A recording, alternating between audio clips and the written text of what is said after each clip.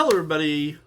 It is a little after 2 o'clock where I live. It's probably some other time where you live. Hello, Izitsu. Wonderful to see you as always.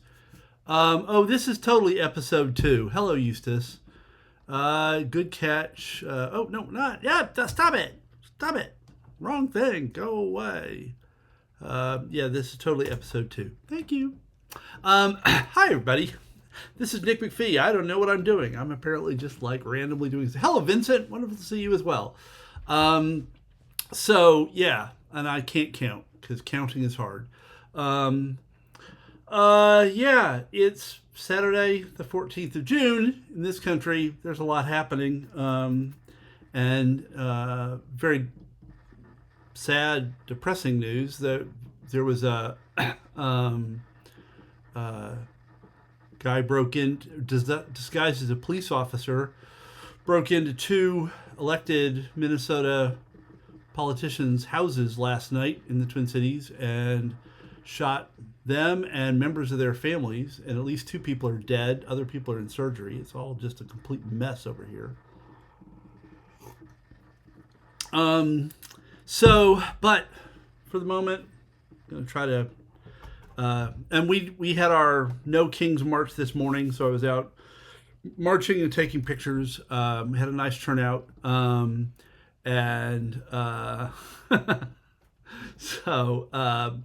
worry, Vincent.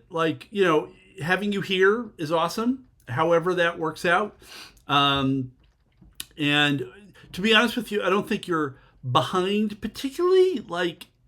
We're all behind. We're all learning what's going on. Still not sure. Actually, I think I know what the problem is with the transformation. Oh man, it is cold and it is wet here. We are having weather that's more like late April, early May. And we have had a ton of rain. We've had nearly 2 3/4 inches of rain. That's got to be several centimeters of rain. Yes. Hello, Wagafa. I posted some notes about your type. What's the title of what? Type level programming write-up. Just before the stream. I've got more notes, but I want to start with kind of big picture stuff, and then we can see kind of where details end up. We're expecting wet and cool, unseasonably cool for really the rest of the week, for the next week, which has been very bad for the tomato and the basil. The basil in particular is looking very sad. I don't think it likes this cold, wet weather, and it would like a little warm sunshine. But the water barrel's full, but who needs the water barrel? Because there's everything's very wet. So,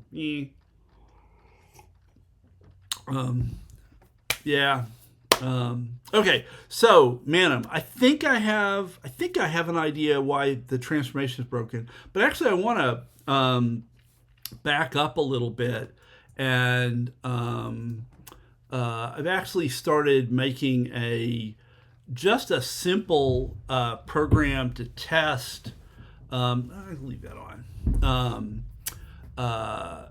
Test how transformations work. I want to try the different transformations and see exactly what they do, and then we can sort of go back to the more complicated code.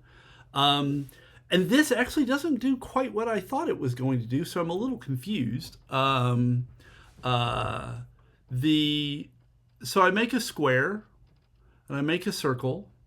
I place the circle next to the square, so to the right of the square, offset by 0.5. And these use just default sizes, which are, I think, 2 across.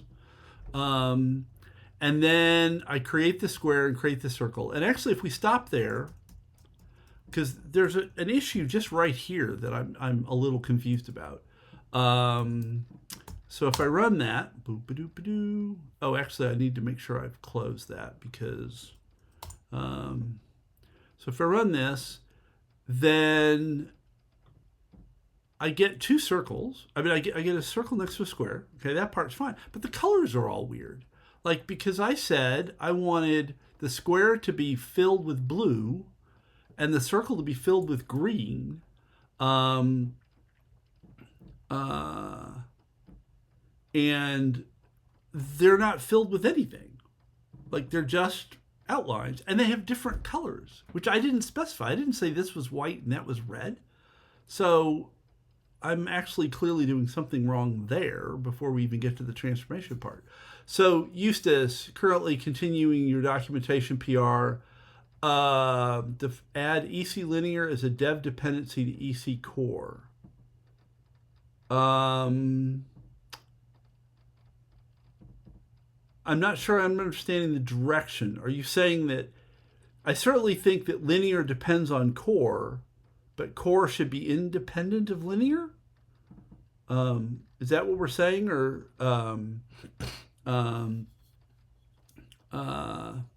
yeah, I'm not sure I'm getting the dependency.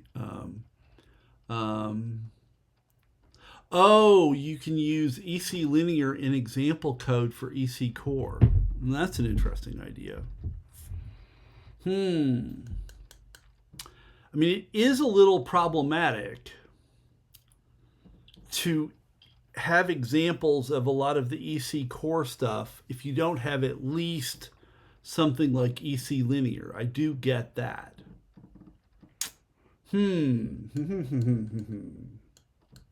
That's an interesting question.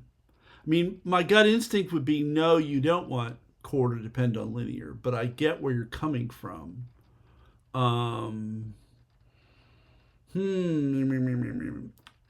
Maybe we should talk about that tomorrow.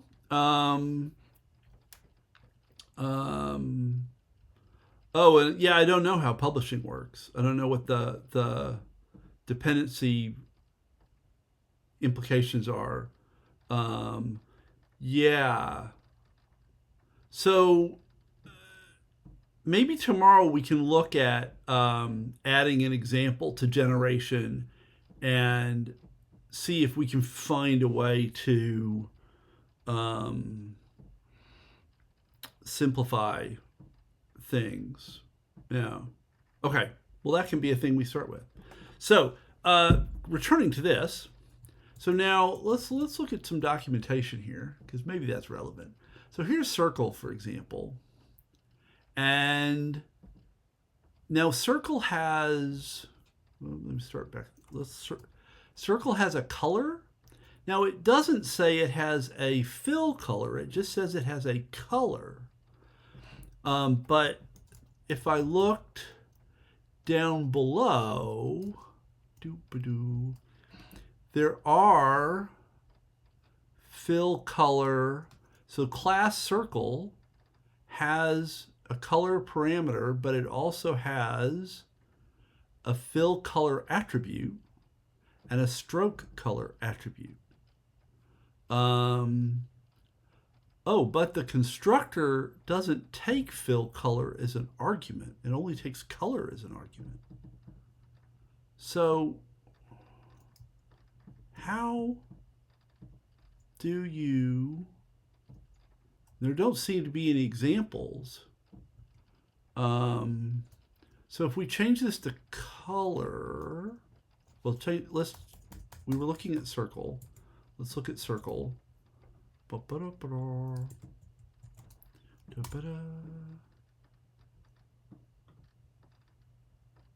Well, it made the color green, which is what I wanted, but it didn't fill it. So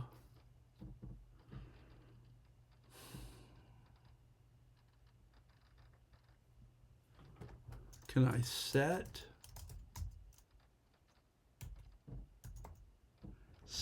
color, set fill takes a color.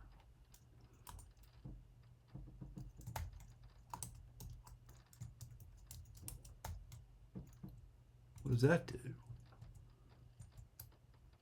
Oops, I want to make sure I close this.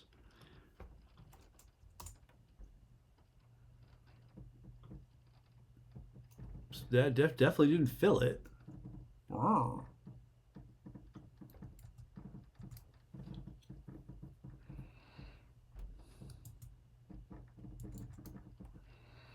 Oh, I was so just in the code. So I had dot set fill, set color.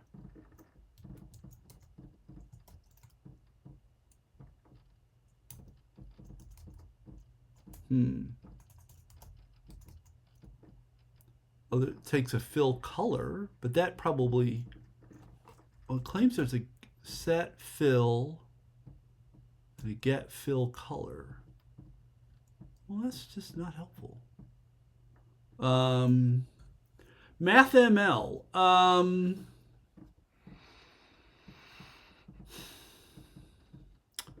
I haven't used it enough to have a strong opinion. Um, um, MathML. So, I mean, let's find an example. Here we go. Go to the Wikipedia.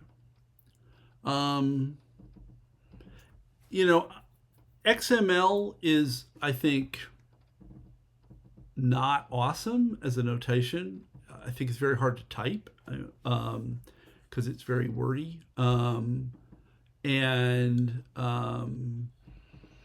so I think that's not great. I think it's fine for stuff that's generated, but I think it's an awkward thing to work with if you're actually like writing the stuff out by hand.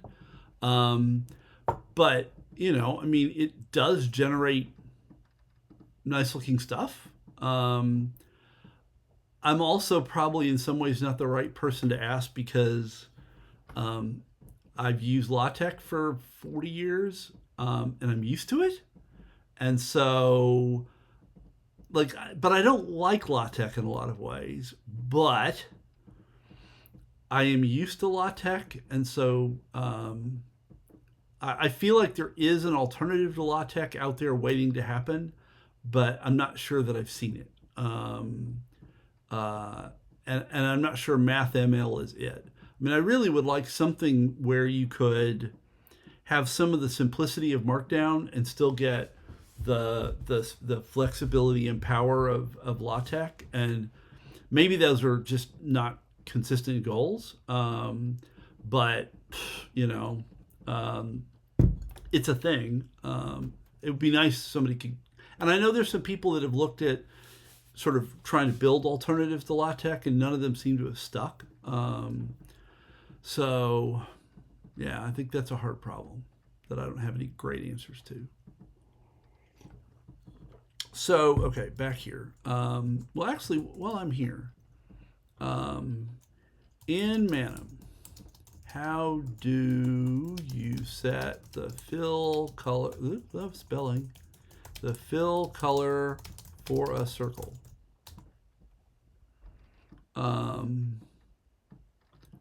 Set fill.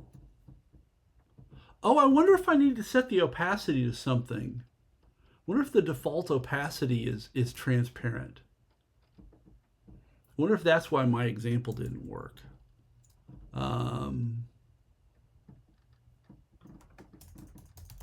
Because you would think that this would be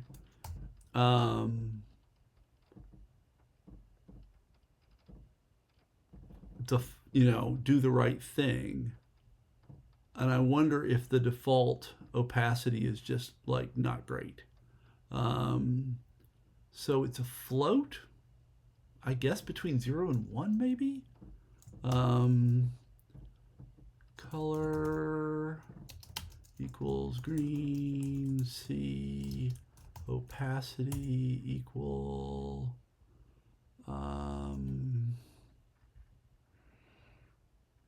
who knows? Opacity 0.2. We'll try just 0.5 on the assumption that that's kind of useful in the middle. Oops, and I need to. Okay, good. Try that.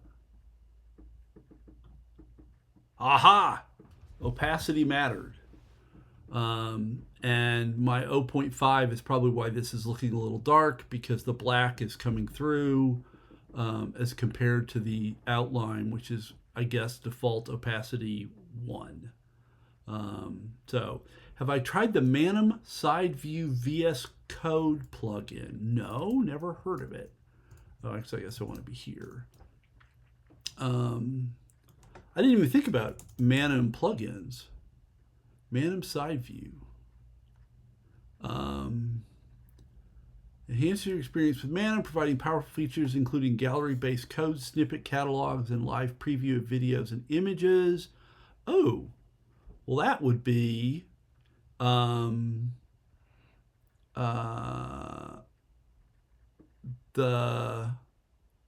that would be useful.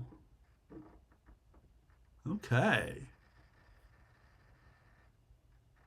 And then there's a little preview thing so I can render right in. Oh, that would be much nicer. Well spotted, people. Do I trust the publisher Rick AYM? Well, let's be brave.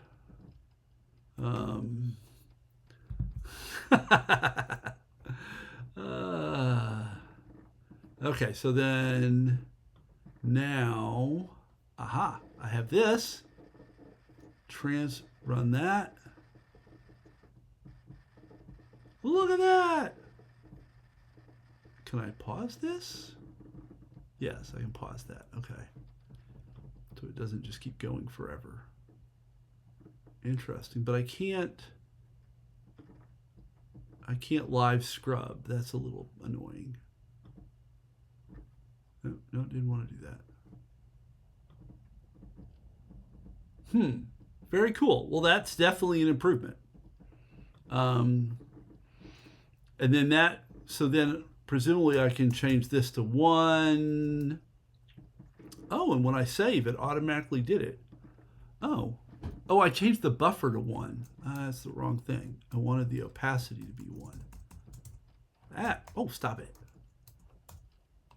Come on, come on. Boom. Aha, good, okay. So we figured out how to fill a circle, and presumably then if I change this to be like red C, then I would get a red outline. Yes, so I got a red outline with green interior. That makes sense. So, cool. Yeah, the terminal popping up is annoying. However, making it smaller will hopefully make that less of an issue. And so then, presumably my square, so fill color didn't do anything useful. So actually, let's go look at the documentation for square. Geometry, arc, probably polygram, square. So it just takes a side length and it has a color and a fill color and a stroke color attributes. So square.set fill blue C, and what if I say color is red C. Ooh, that did not fill the way I wanted it to.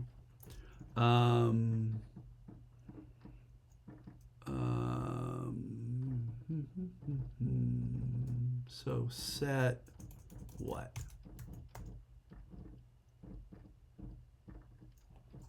Claims there's a set fill. Oh, I didn't do the opacity. Dadgummit. Blue C fill opacity. What do I want? Fill, or is it just opacity? Oh, I think it's just opacity. 1.0. Hey, okay. Thank you, Izitsu. Yep. Okay, so I now have a kind of terrible color scheme, but whatever. I'll be able to see what's happening. Actually, let's make the outline here white.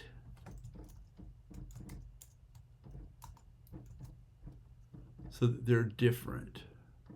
And now, if I do the transform from the square to the circle, and this is just with standard, yeah, okay. Oh, weird.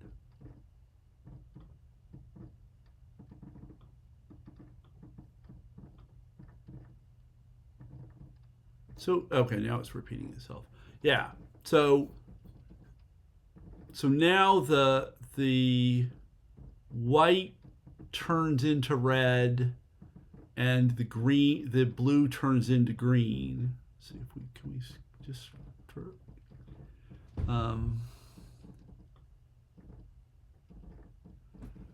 yeah. So I guess let's back up a little bit. Yeah. So that's sort of a blue green. We're transforming from here to here. And the white, I guess, is turning pinkish. Oops. No, I didn't want you to stop. Keep going.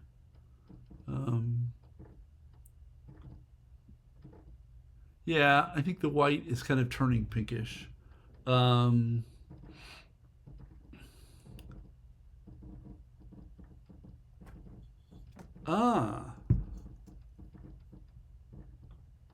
Good question. Fill color equals blue C. Fill opacity. Opacity equals 1.0. What does that do? Okay, something died. So it's probably just opacity instead of fill opacity. Yeah, fill opacity, it didn't know. And so that's probably just opacity. It didn't know opacity either. Oh, did I typo? Is that just not spelled right?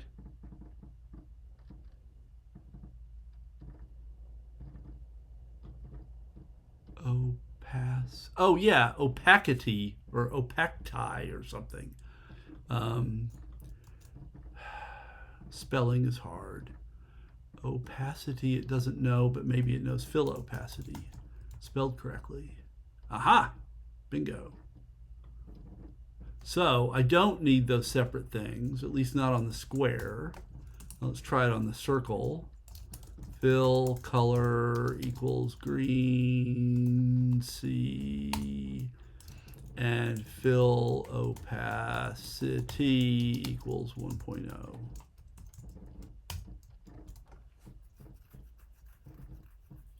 Aha, good. Good catch. Good suggestion, Eustace. So now we can make a square and a circle, and they're filled, and we can, so the play actually is the bit that does the outline, and then the transform turns the one into the other. Okay. And so transform, that's a good question. I don't know what the difference between green A, green B, and green C is.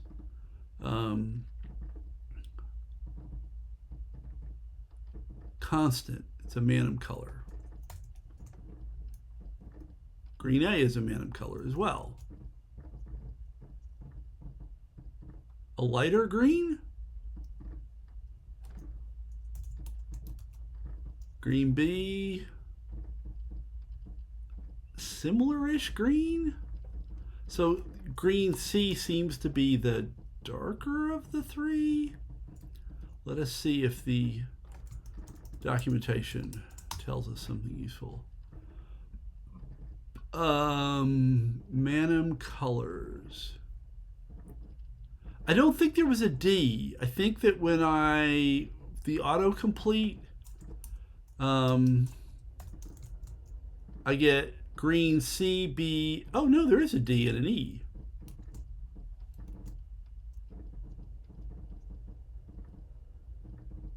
Which looks maybe a little darker.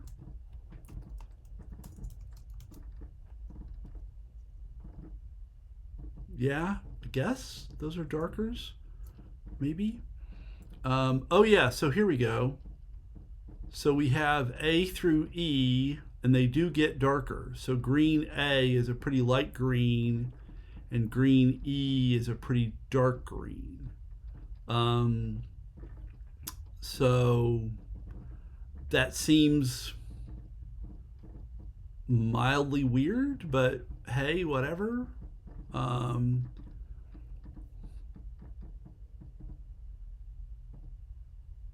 it does seem like you've got A, B, C, D on a lot of these colors.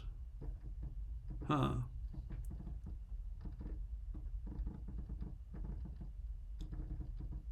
Huh. Okay. Let's just use pure green. None of this impure color nonsense, right? So if we did pure blue and pure green,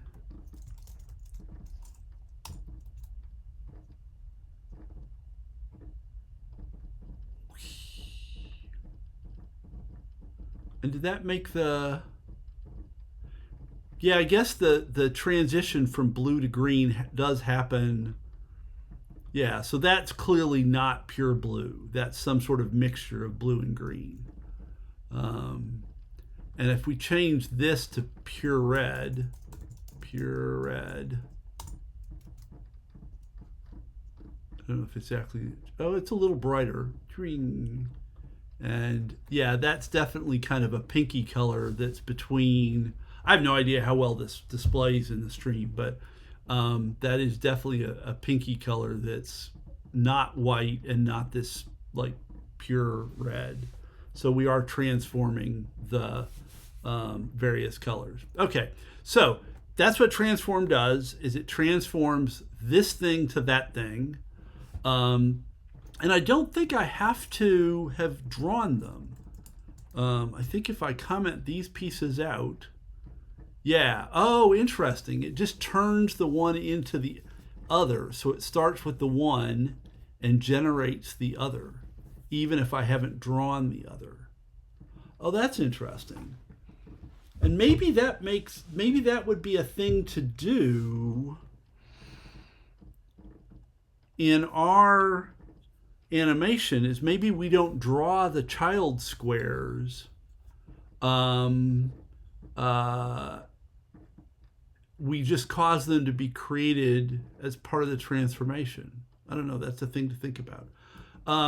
So our UMed still has a difference from the paper? That's bad. Well, I mean, it's a thing. I guess I shouldn't say it's bad. So is that a thing for today, or is that a thing for tomorrow? Is it an easy thing to describe? So I'm depressed, but... So the other... oh, really? The paper randomly chooses where to insert the new gene. So it must do it it must look at each gene and decide whether to insert one, whereas I think we look at each space between genes and decide whether to insert one there. That's interesting. And that does mean that you could get two new genes that are adjacent to each other in their setup, and we could not. Oh, we look at each gene, but we always insert on the same side, either always before or always after. That is a difference, perhaps a non-trivial difference. Let's look at that tomorrow. I'd like to pull up the Clojure code and see how Clojure implements that. That would be interesting.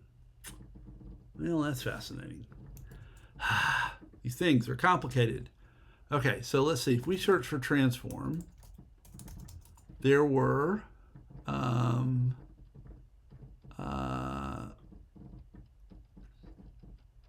so I think this is in transform. Oh, there's a lot of transform stuff.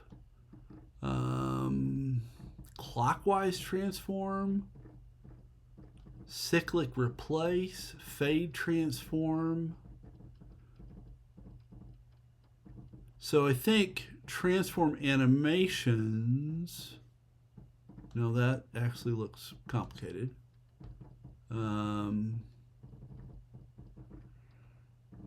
So transform is what we're using right now, and it just turns a one thing into another. So yeah, so we're turning a circle from over here to a circle over there. And we're, in this example, they're providing paths that things. Oh, I totally missed it. So thank you for reminding me here. I've been in a conference. You'd think I wouldn't be so busy, but I seem to have got myself into a ton of stuff. So there was a conference on grading. You also might not have thought there was a conference on grading in the world, but there's a conference on grading. It's an online conference, but there was this conference on grading this week. And so I was listening to people talk about grading systems and different ways to improve grading systems, because grading's kind of a mess. And as it's traditionally done, there were actually people from Germany there. So there, most of it is sort of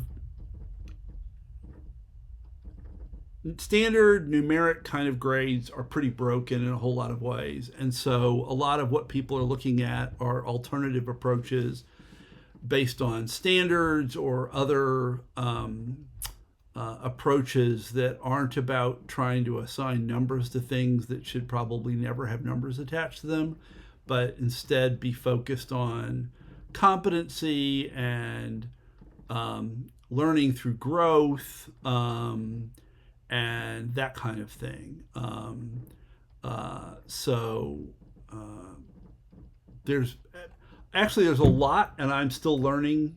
I didn't realize until I got into this how much stuff there was in the world. So this is a book that I'm reading that is part of this group that I found myself added to. It's called Grading for Growth, and it has lots of different alternative grading systems. So standard-based grading, specifications grading. I think those are the two big ones that people talk about. And then there's lots of case studies of people doing this in a variety of different settings. And so I think there's some interesting ideas. But even math exam grading is I think complicated, because parts of it are easier, especially if you're just doing computational things and the answer is like 7 or it isn't 7. But real math, real computer science involves communication. Can you communicate your ideas in a coherent way? And that's always going to be more complicated. And we all know that, there's code that's elegant and there's code that's ugly. There are proofs that are elegant and there are proofs that are ugly. And proofs are, and I have spent way too many hours of my life agonizing over whether something's an 87 or an 88 and that kind of stuff. And it's really unproductive for both me and the student. And so it's been interesting to talk about different ways to, there we go. I think that would be, but even there, like, I'm sure there are elegant solutions using Cocker Isabel, and there are less elegant solutions. And so, it's a complicated business. Okay. So, transform, I don't care about transform path arc. But I do care about transform from, where'd that go? Transform from copy. This is the one we were using. Oh, well, there we go. And both, well, things like those tools, they came into the world after I sort of left the theorem improving automated reasoning universe. So I know that they exist. I've sort of bumped into them now and then tangentially, but I've never used any of them. And it's a thing I would love to do if I had nothing else to do. It would be so maybe there's a stream there to play with that stuff because I do really like those kinds of ideas and tools. And if Isabel was developed there, so do you say sort of tum? I don't know. Do people pronounce that as a word or T-U-M? I think would be the Germanish for the three letters. I don't know what people's how people say the abbreviation, and it's like Technische Universität München. So you do it as a word, kind of like tum, I guess.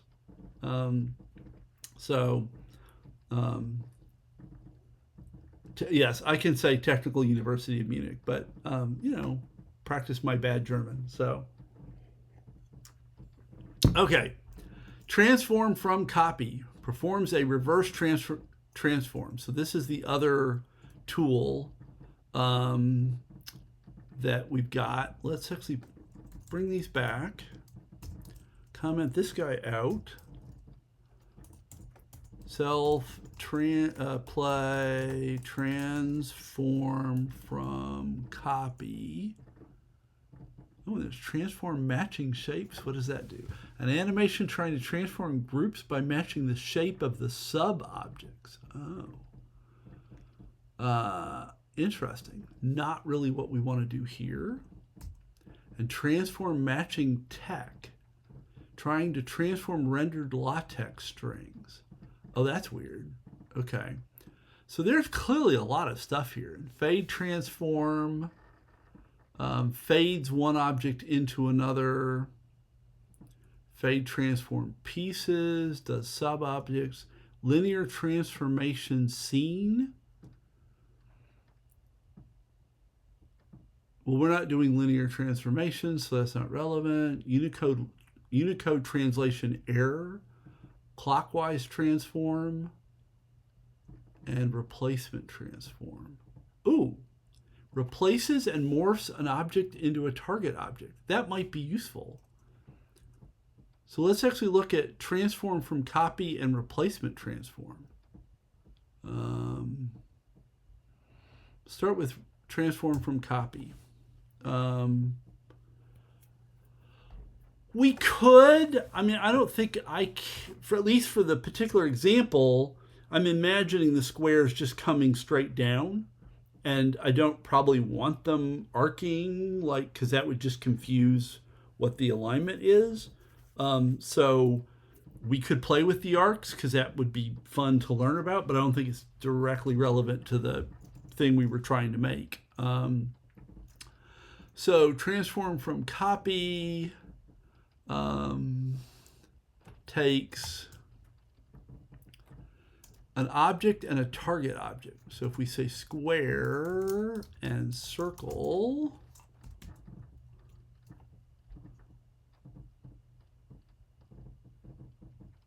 okay, so that was weird.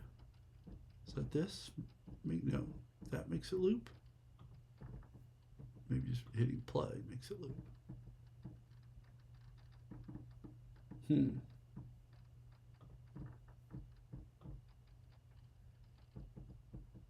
There we go. So the second one disappears and the first one becomes it, which probably isn't great, although if we haven't actually drawn both of them, what does that do? Okay, so the first one disappears then, though. And we don't really want the first one to disappear. So that is not awesome. Oh, just draw the first one. Maybe? Square. Oh, create square.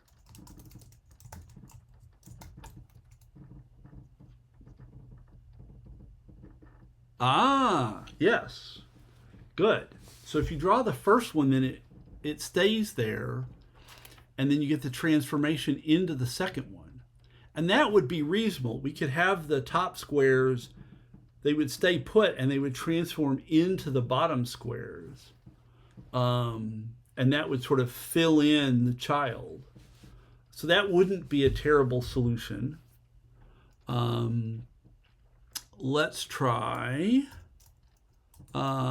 self.play transform. What was the other one? Replacement transform. What does that do?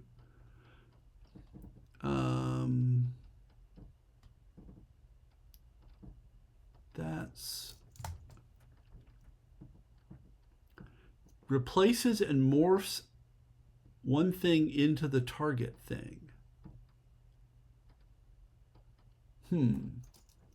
Square, circle.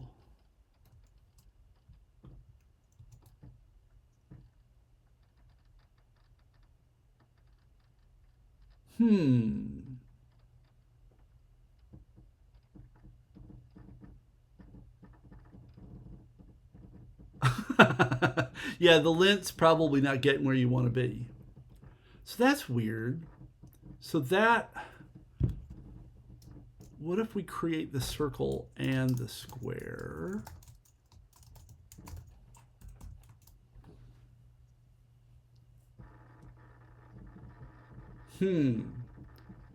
Oh, and I left the backup driving, so it's making all sorts of noise. I apologize. That's probably very annoying.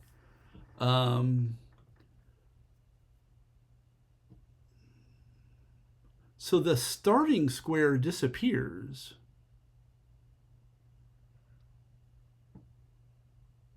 So replacement transform. Hello. Give me stuff. Give me stuff. Oh, come on. Go away. You're annoying. Eject.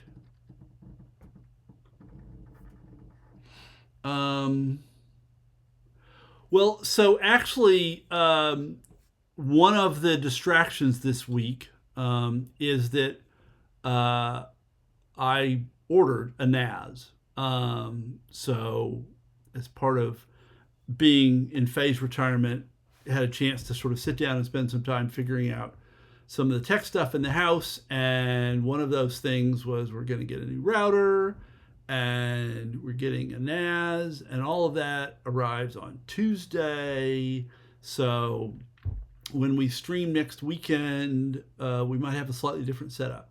And the NAS will actually be in the next room over instead of in this room. So that may improve that situation. And hopefully we'll have slightly better Wi-Fi bandwidth, although that's not typically been a problem. But hopefully that will improve that. So replacement transform. Why am I not getting kind of a useful, like, show me things about replacement transform? There we go. Replaces and morphs one object into another. So maybe it's meant to be used if the two objects are kind of in the same place. The mobs replace each other and none are left behind. The mobs linger after the transform. Oh, these are just different examples I get.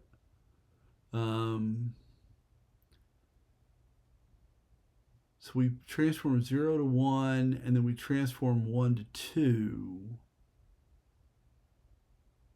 And we have a wait, so they linger.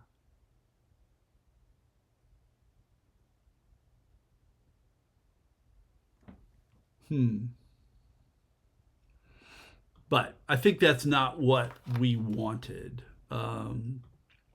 So, blue. I think the transform either the transform from or let's go back here for a second. Hell up.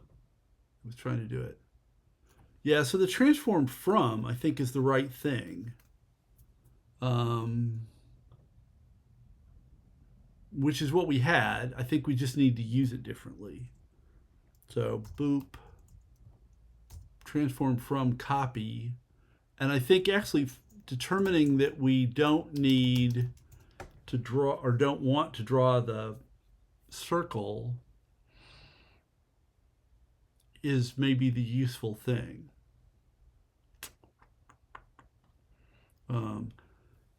Yeah. Okay. So now, if we go back to this guy and we scooch you over. So we build the genome by creating the V group.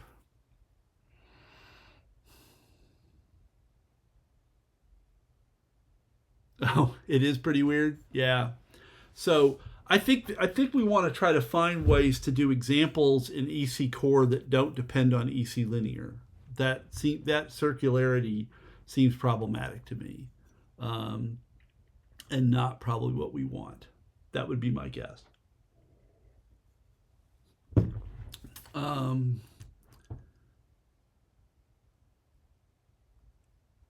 Oh, interesting.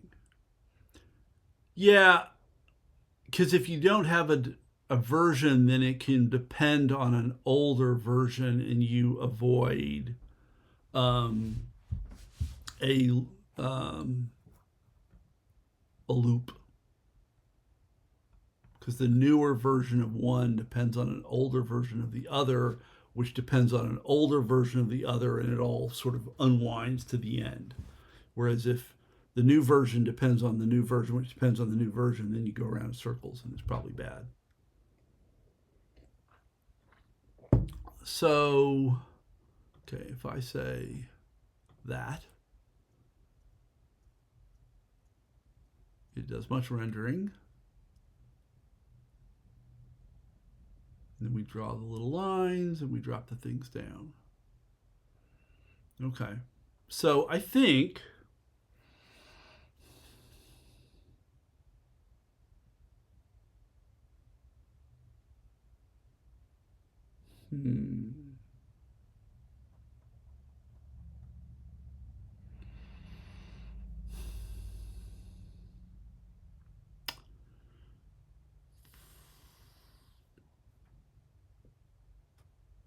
oh, weird. It strips dev dependencies without a version completely. Huh. Really?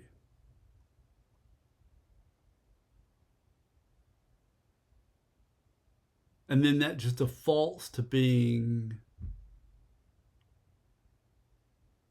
Well, no, I don't. So then does it build?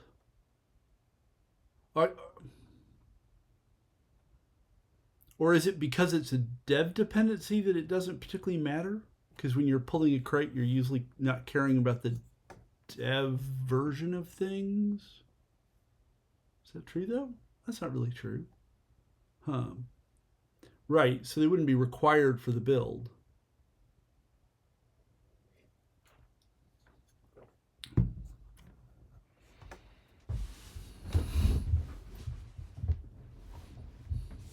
Yeah.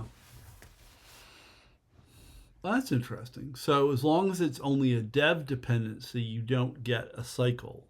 So you're saying the non-dev version depends. Is it? Yeah. So the non-dev version of EC Core does not depend on EC Linear. And so if I just want the non-dev version of EC Core, I don't get any circularity in the. Interesting.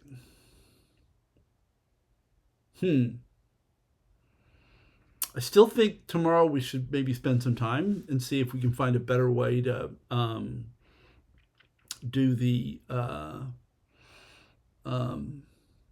example that you wanted to make for generation um, that doesn't get us in sort of circular dependencies. But maybe if it is just on the dev side, maybe it doesn't matter. Yeah.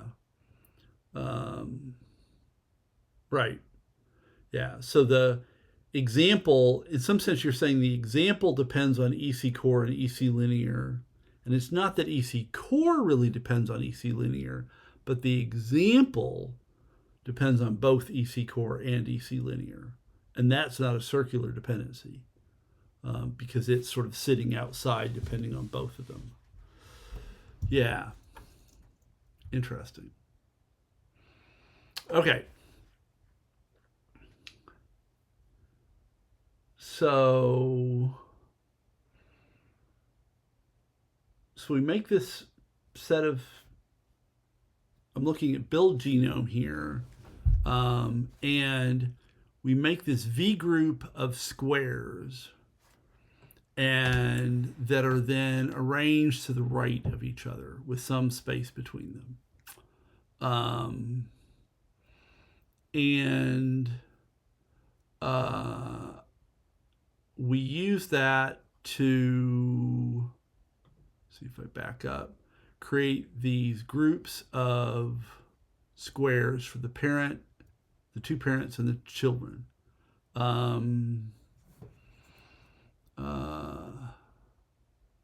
Well, I think what Eustace is probably, if I understood correctly, Eustace is talking about an example in the Rust docs for a type, and that wanted an example there that was using, and that's where I think we probably want to find a way to not have to have that dependency. Now, Zitsu, I'm curious as to why you would, I mean, is your comment a general statement that you would have examples in a separate crate? Or if you have this potentially circular dependency, you would go to a separate crate? Because I kind of like having the examples file in the crate. I think that's kind of nice.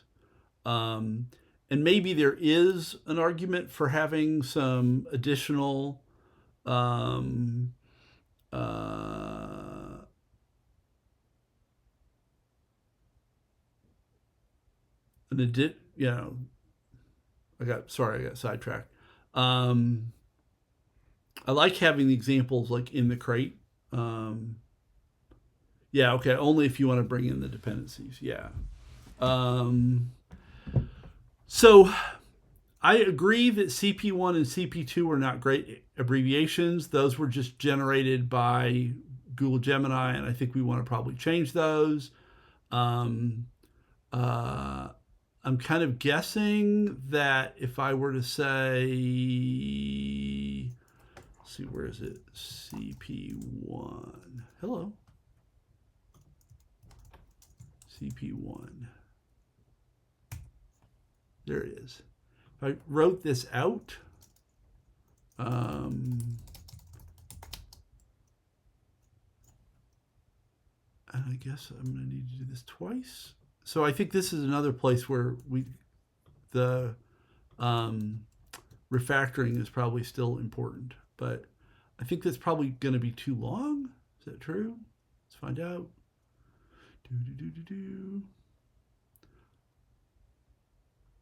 Oh, it just spends a long time drawing. When we do create, is there a version that doesn't? Because actually, I don't mind the length of it. Boom, two. But waiting that long for it to draw everything is kind of annoying.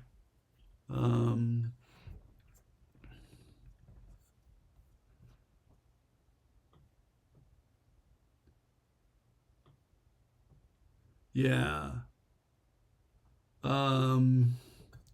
Yes, absolutely. So actually, those are totally writable. We just need to not like animate the the drawing. So how do I not animate the drawing?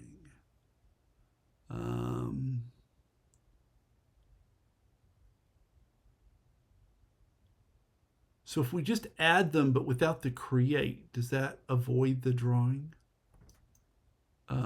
Self add? Yeah.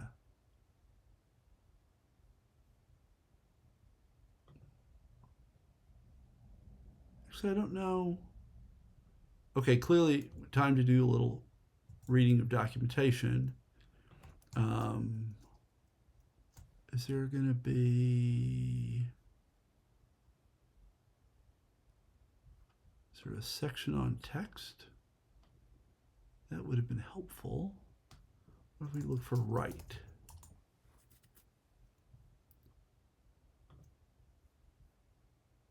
Okay, that's what I don't want in this example. So is having the write the problem? What if I just remove that?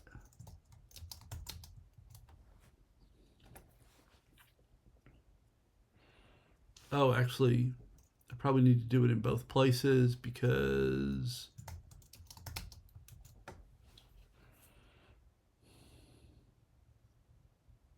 that didn't work.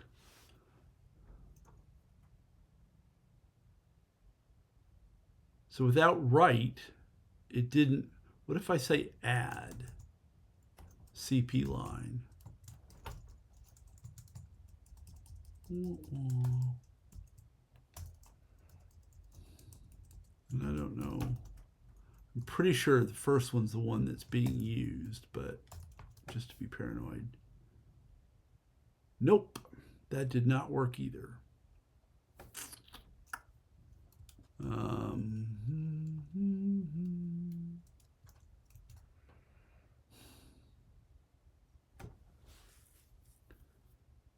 So it needed the, can I, does write give me something that lets me, because I don't want to simulate handwriting.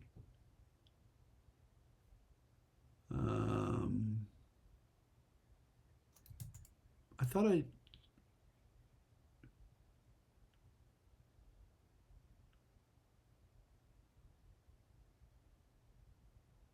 oh, oh, I'm okay. Yes, I didn't appreciate that one of these was the line and one of them was the text. Bad me. So if we just say create here, I understand what you're saying. Whoa. And what am I missing? Oh, I know what the problem is. I've got too many closes there and not enough closes here now. Do-do-do-do. Doodly-doodly-doo. Hey! But it still animated it. I think it animated it faster?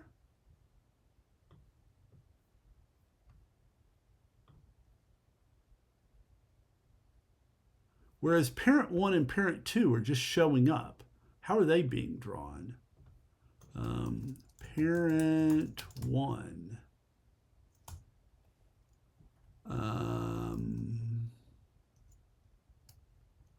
So we have a text label, and we just add them.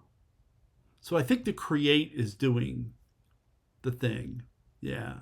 So I think we want to add the text, and we can create the line. Because animating the line is probably nice. But CP1 text, and then try that.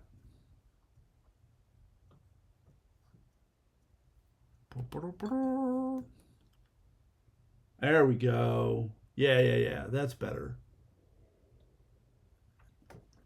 I like that. That's an improvement. So I want to basically copy these. This refactoring. Oh, got to clean this mess up.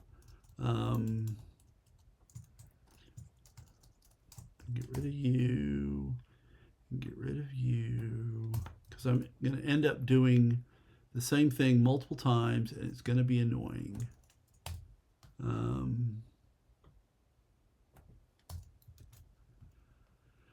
And then I'm going to want to do the same thing here,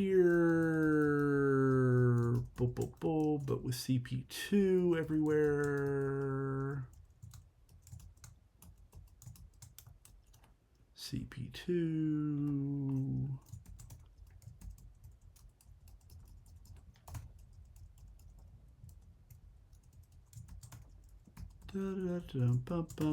Bum. And bring you back. Oh, I deleted the play for the line, which is what you're trying to tell me. That's probably true that the drawing time might not be an issue if I'm talking over it. That's a possibility. But it did seem to be a lot.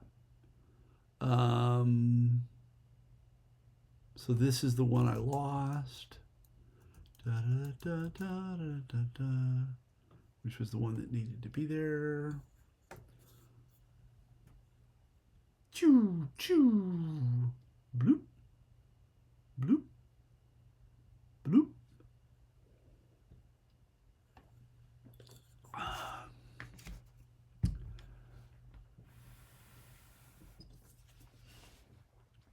Yeah, I saw that comment earlier about switching the crossover points. Again, I think if there's talking, that wouldn't really be necessary. I think you could be like, two crossover points are chosen at random, in this case, after the second and sixth square.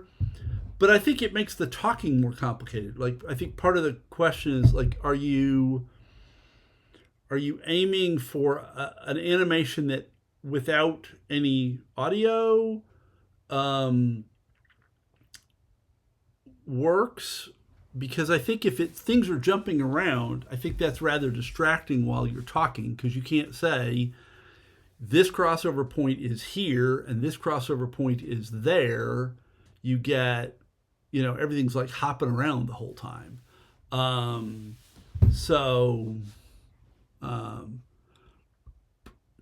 mean, we could certainly make it and see what it looks like. But I feel like it's going to be busy. Okay. That would be lovely. So let's say so we still got the transform problem, right? That I think what I want, so I think my inclination,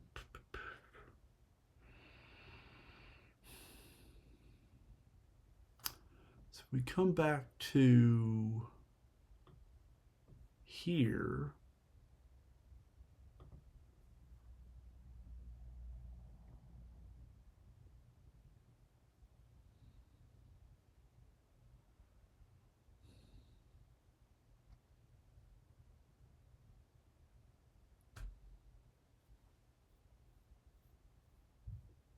Yeah, I think that if we just don't have the child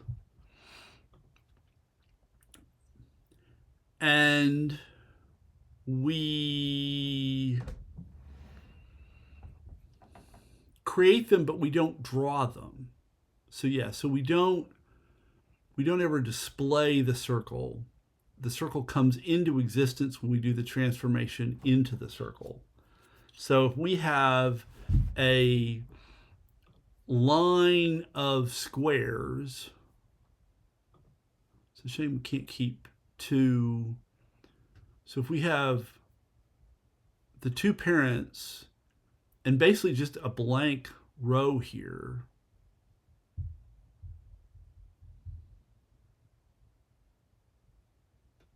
do we think a blank row? Or do we think maybe what we've got with the black centers and the white outlines, but that we have an undrawn version of the children that are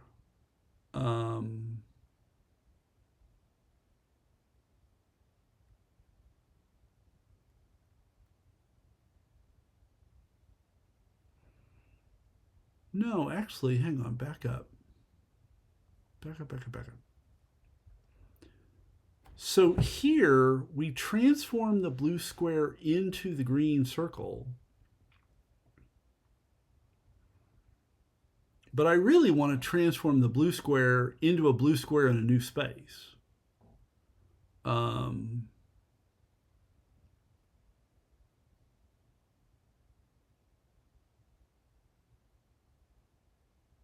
and because I want the squares to transform into copies of themselves in the other place.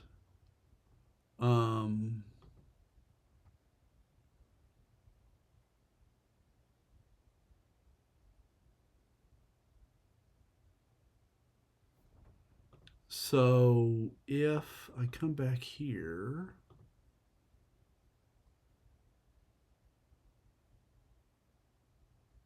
so why? So where are transforms here? Transform. Okay. So we do regular transform for this group. We do replacement transform for that group. We transform from copy for this group. So transform for copy seems to be the right one. Doop. That's definitely not right. So what was wrong with this? Why did I not like what I had? Because I feel like transform from copy is doing the right thing. Was it because the children disappeared?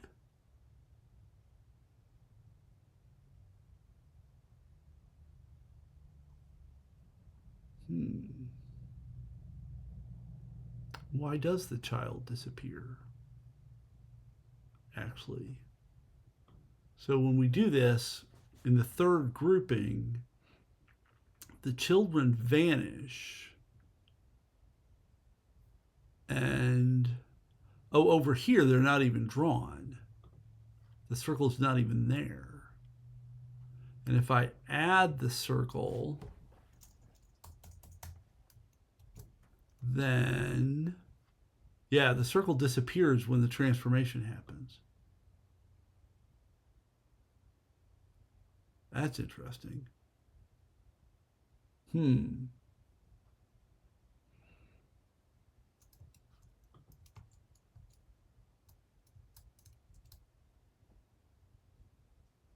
So maybe just not drawing the child vector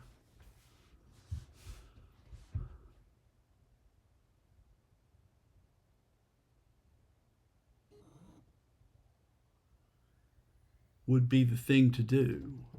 Now, can we, where do these get drawn? So right here, we add the genomes group.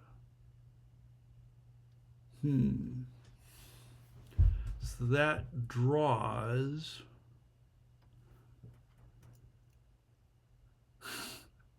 Well, rewatching everything he ever did in 10 seconds would probably be a little much. Oh, we're going to have an ad. Sorry, diaper ads.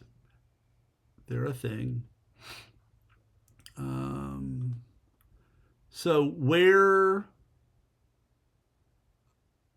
Okay, so he's moving the values while he's talking. Go away.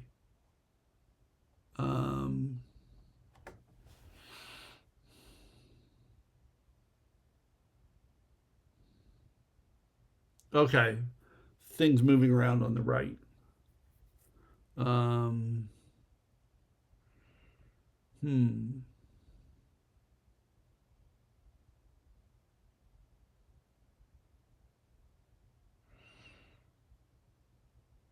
Well, let's get a single one to be a happy thing, and then we can explore the possibility of having. I mean, so maybe actually the model is like what he has here, where you have a bunch of different crossovers happening separately. Um, so that we've got, instead of like, maybe we do one of these kind of full screen, but then it um, sort of zooms off into its own little square over here, and a whole bunch of other squares appear where there are other random crossovers occurring, to simulate the idea of um, there being many possible children that could be generated from the same pair of parents, for example. Um, so, but let's get this to do a thing. Um, so we want to be able to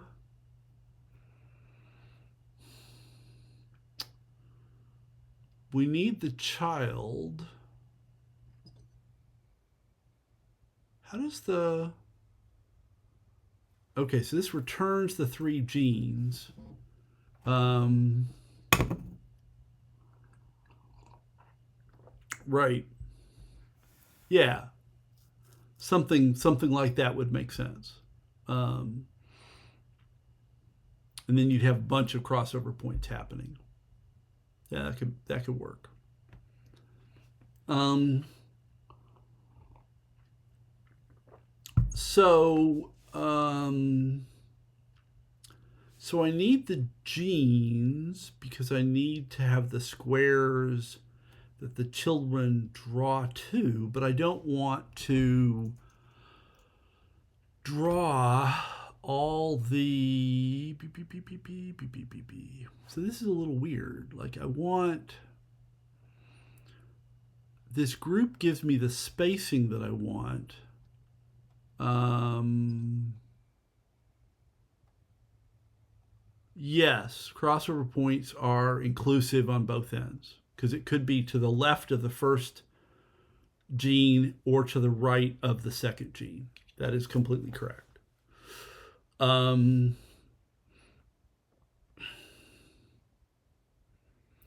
so this V group here gives me the spacing, but it's drawing all of these dudes, which I don't know that I want.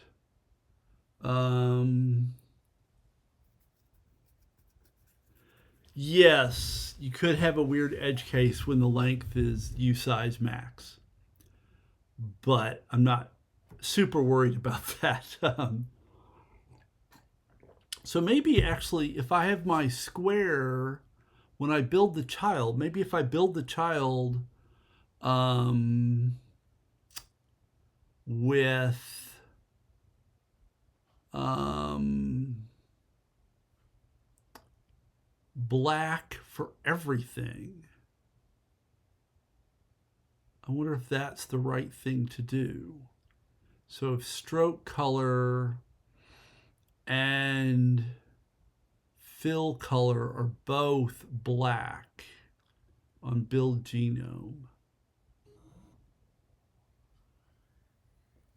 and so if I change this to black, that's the outline color. Go away. Aha. And then the first two will be wrong, but the last one looks very nice. I think, no, I think U size maxes probably exceeds meaningful genomes. I mean, if you think about it, you would be looking, assuming you have that many genes in a single genome and you have a population of those, you would be chewing up a lot of memory. Um, let me change the transform to, well, I think I need the child squares. Let me come to that in a second. Let me change all the transforms to be, um, oh, here we are. That I was right where I wanted to be. So I want transform for copy everywhere. Oh, undo. Stop it. And that. So I think that will be plausible. Oh, no. Why did the first one fail on me? And why is the spacing different?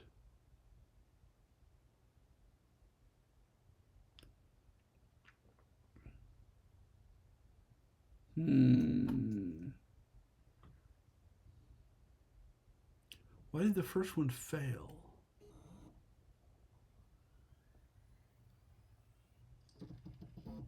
Oh, we lose the black outline? Do we? Not sold on that.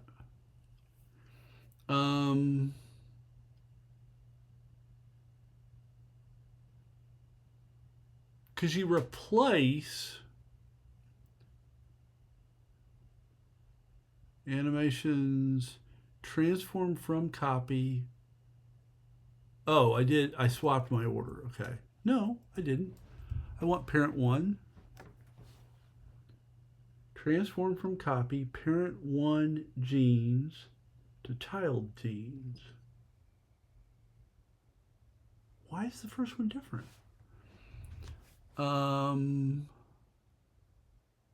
Animation seek one is empty for I in the thing. Seek one, append, transform from copy, parent one, genes I, child genes I.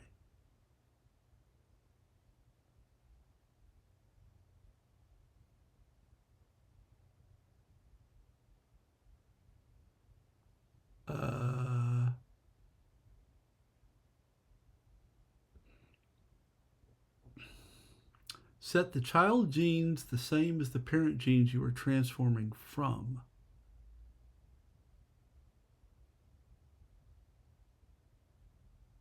And then just don't add them to the scene before transforming them. Right. So I thought that's what I sort of had thought was going to be the deal, but I'm a little confused. Like, I don't understand why the first group doesn't work. Like, the second group should be the same as the first. They look the same to me, if I'm not losing my mind. And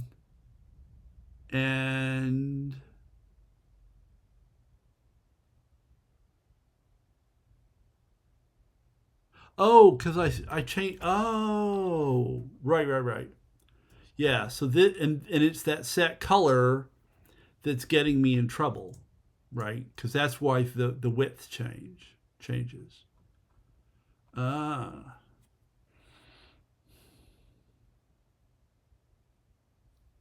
And so you're suggesting just don't even add the child, have the children be the same as the desired parent, but don't add them to the scene, as opposed to adding them as black with black. Now I can't quite just create them the same way as, like, the build genome's not going to work because it's got the same, it assumes everybody's got the same color. I'd have to have something that takes arguments saying when the switch happens and with both colors, but I mean, it's not an unsolvable problem. I'm actually a little curious before we completely go away. Oh, right. This was the problem here is that this is a V group. This becomes just a mobject, and so we don't have the ability to say set fill, I don't think. Yeah. I think that doesn't work. Oh.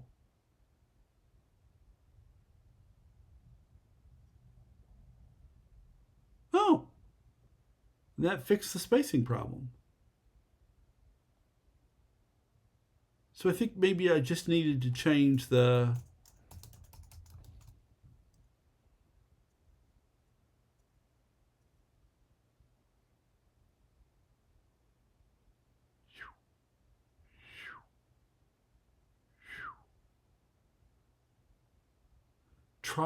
Child genome I become parent genes I. Oh, interesting. So what is this become thing? Wow, back over here, become.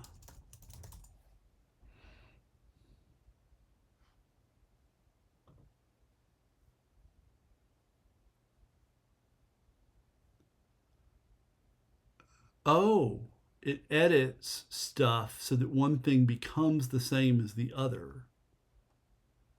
Ah, so instead of setting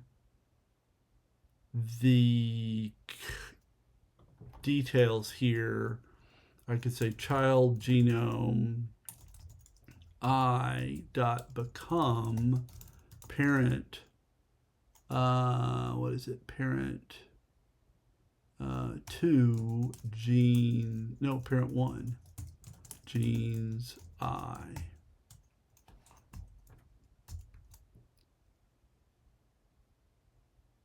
Child. Oh, it's child genes. Duh.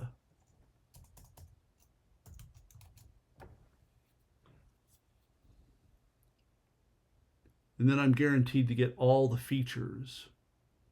And ooh, nope, that didn't work.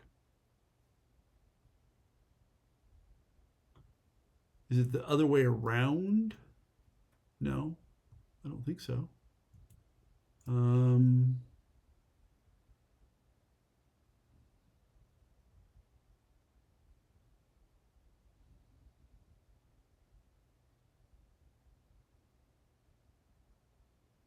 Oh, match center is probably bad.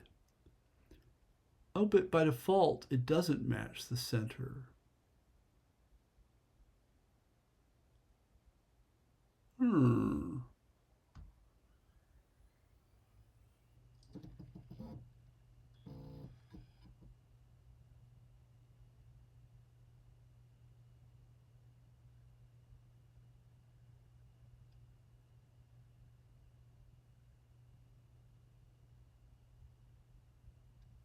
Hmm.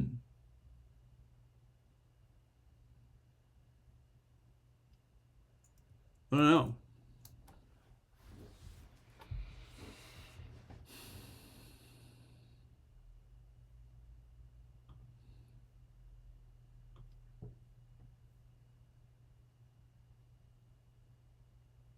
Yeah, because these didn't even move. So it did appear to have just made the position jumped up. So that makes me think that if maybe we set one of these, but all these things default to false. Yeah, let's try match center equals true. What's the worst that happens? Um,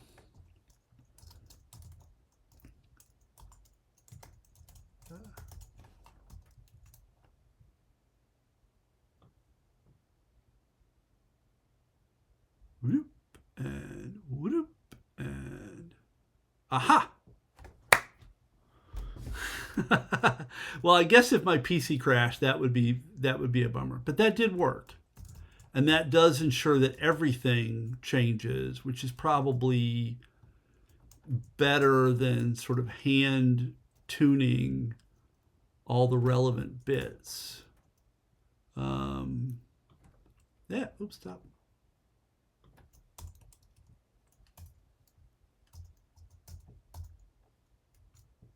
So parent 1, but here parent 2. Da da da da.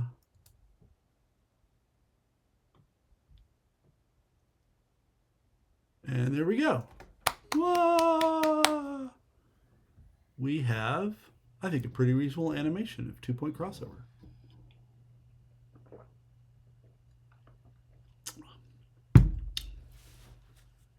I'm not sure that color scheme is great. I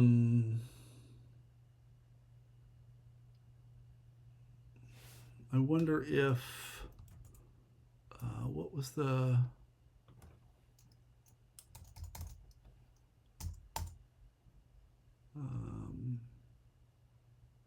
this thing?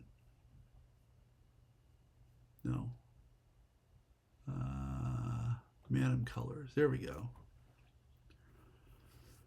I wonder if a blue and a yellow would be better. Or a blue and a gold.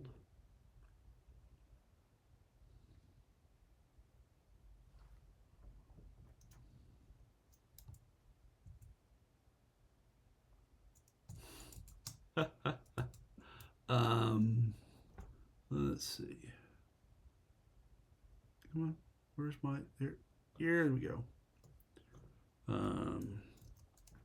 So instead of green,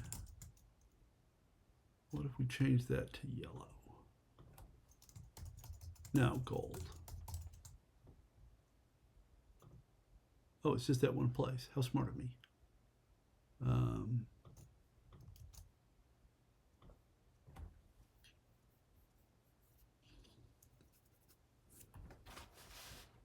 Oh, yeah. Zoom, zoom, zoom.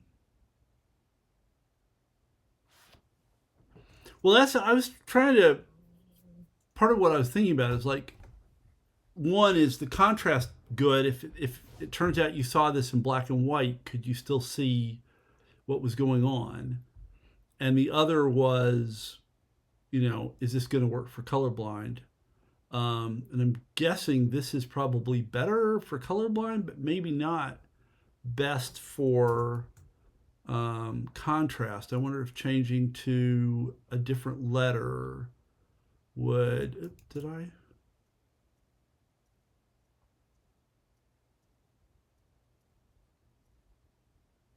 There we go. I suspect...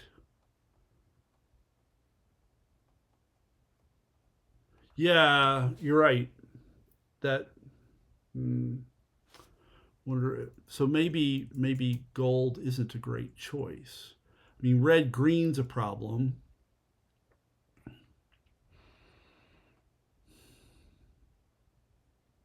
I mean, is yellow green an issue?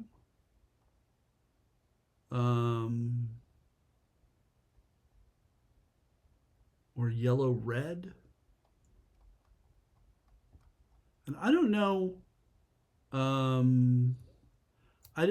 There are tools that will look for colorblind issues on static web pages, but I don't know about colors on... I'm sure there's some way to...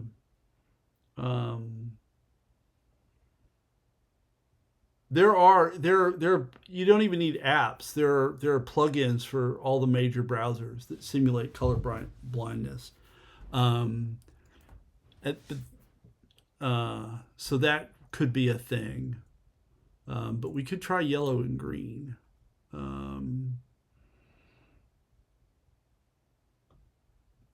So if we change this to green, yeah, and then change this to yellow, try that.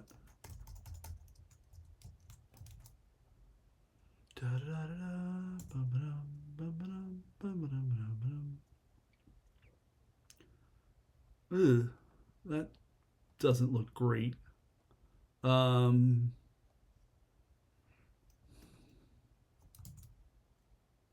Maybe yellow E instead of yellow A.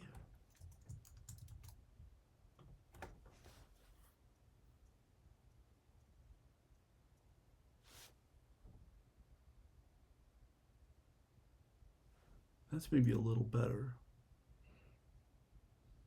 So let's try that, what you just suggested.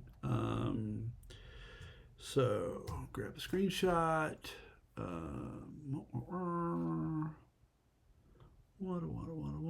Let's just grab this part and capture and grab the link. There are other tools that are exist for doing screenshots on Macs, and I just haven't bothered.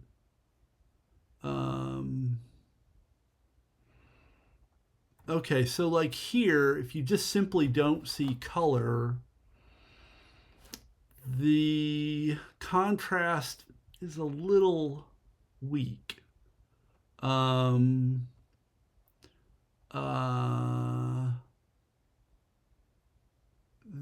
rest are actually pretty okay. It'd just be nice to have the contrast be a little more different.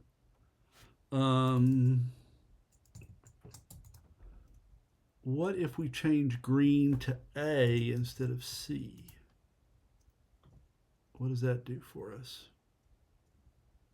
Doodly doo.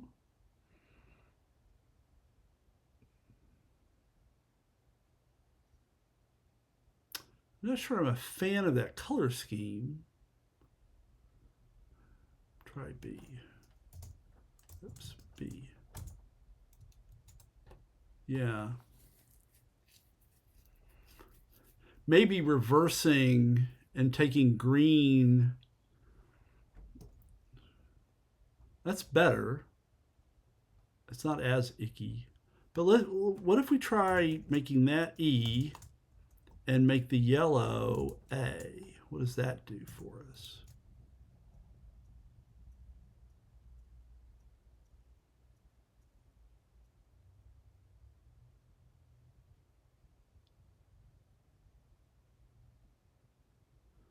What about yellow B? Will that be less ick? Because that is a pretty ick color. I won't fight you on that. Well, I don't know, that's a much better color. It is hard, and you know the tools that we have are at best approximations of other people's visual experience, and it's a tricky thing, but I think it's worth considering. Now, that doesn't look terrible to me. I wonder what the capture.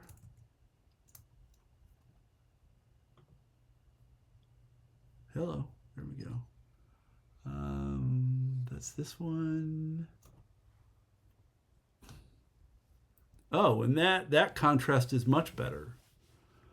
And all of these are pretty distinguishable. So that would work.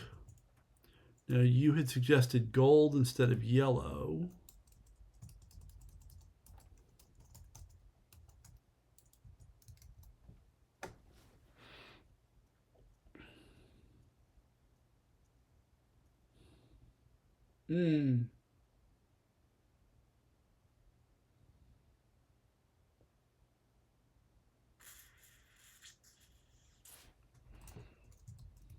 What's gold A look like? Well, and I think their gold is really an orange, essentially. And brown is just dark orange, realistically. Blue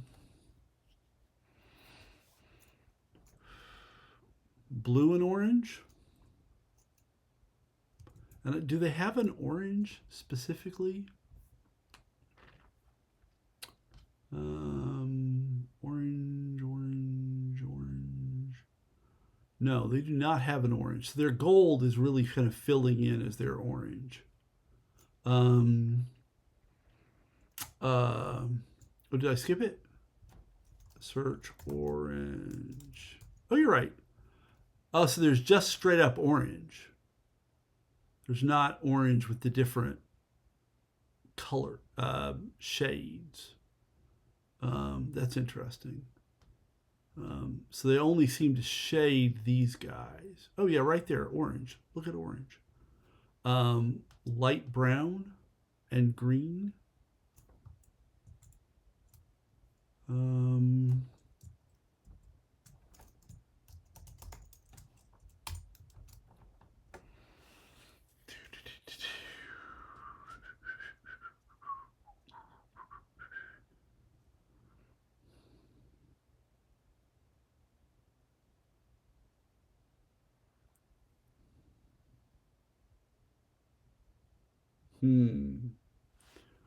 Well, let's try straight up orange.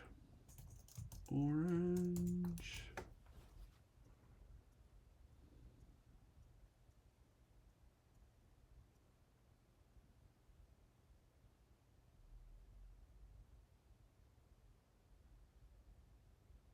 Well, that's not bad. Let's see what the which I think is what Izitsu. Oh, was the green and orange? No, you suggested blue and orange. Izitsu, right? So let's try blue.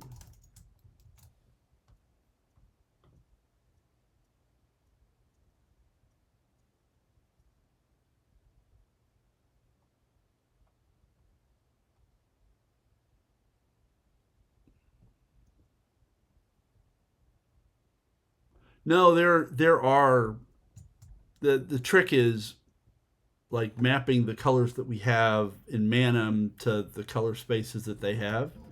Um, let's try. Oops, no, I didn't want to copy. I wanted to say capture. And then back over here.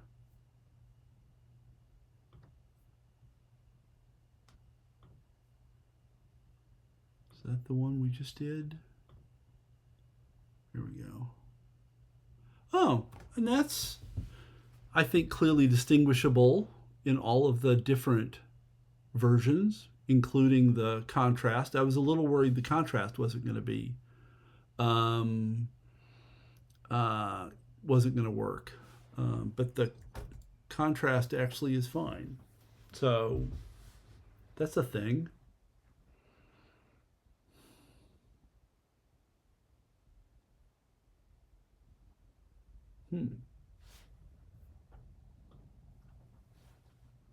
Zip, zoop, bloop, bloop, bloop. Well, feel free to share a bit more space. Where, yeah, no, I could live with that. Now the question is, would we have more space between all the squares, or just sort of inject a little extra space in this one spot? I, with the setup that we've got, it's easy to add a little more space between all the squares. It is less easy to have them be different. So if I just did something dumb like ×2 there, then everybody's going to be twice as big. Which does make it easier to see the distinction between the dotted line and the squares around it.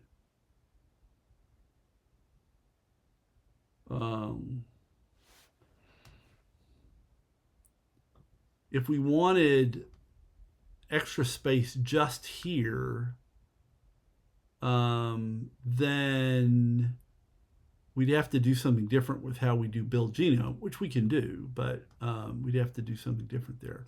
A dash line. So where do the lines get made? It is technically a dash line.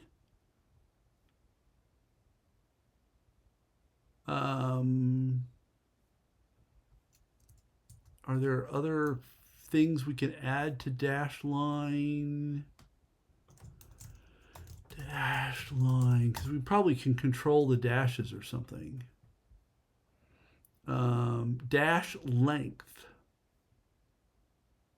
which defaults to 0.05, dash ratio would change the ratio of dash space to empty space.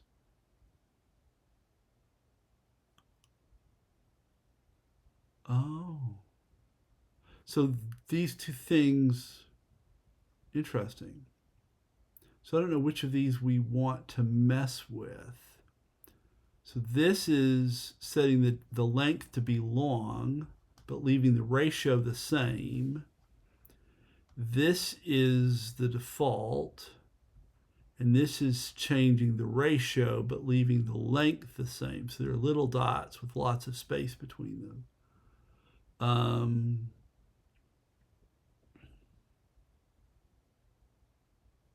So you're proposing tripling the length of the dashes and significantly cutting down on the ratio. So what are the defaults? So you would have 1.5 here and 0.25 for the ratio. Oops, no, I want IG. Again, I really have got to do more refactoring on this.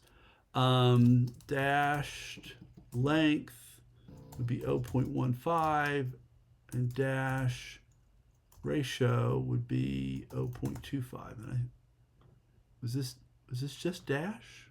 Or was it dashed? No, I don't know. That's length. Okay. Boom. Doodly doo, doodly doo, doodly doo. Ooh, way too much black space. Did I? Oh, I wonder if. Oh, and I actually did 2 instead of 3, but I bet that what I wanted here was,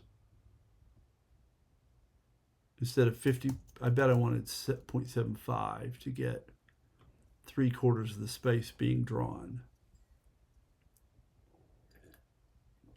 There we go. Is that more what you were thinking of, shooting for, aiming at?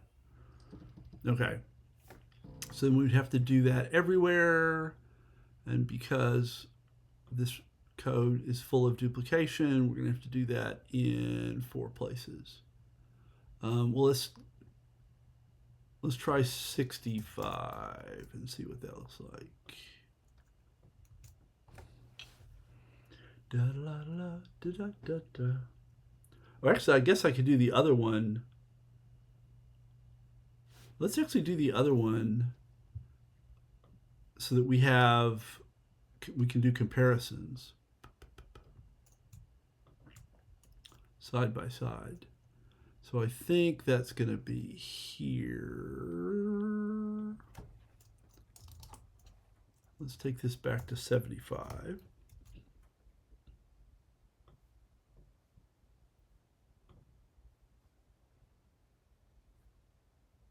Are you doing a thing? Oh, I must have typoed something somewhere. What did I do? Oh, I've got 2 commas. Poop. Okay.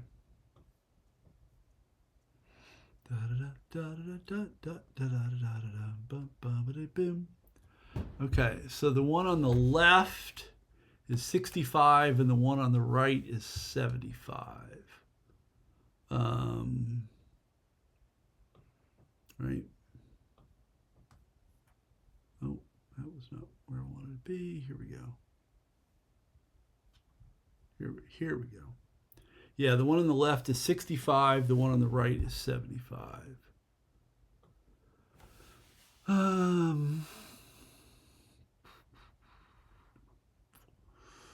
Do I care between these? I kind of prefer the one on the right, I think, to be honest with you. I think I prefer 75 to 65. And you prefer the left one. Well, yeah. Isn't that the way? Sure. I think that's a reasonable Um, let's try putting 70 here.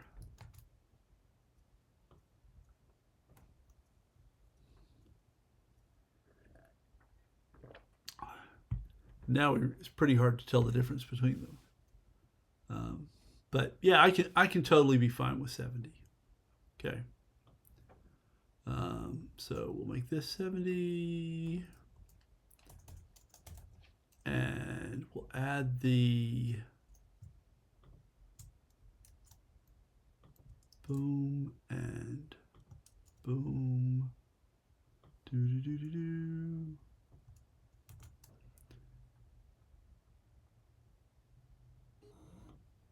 Yeah, I prefer the dashes over the dots. I like. Oh, did I screw it up again? Yes, I did. I got two colors. Why am I allowed out in public? I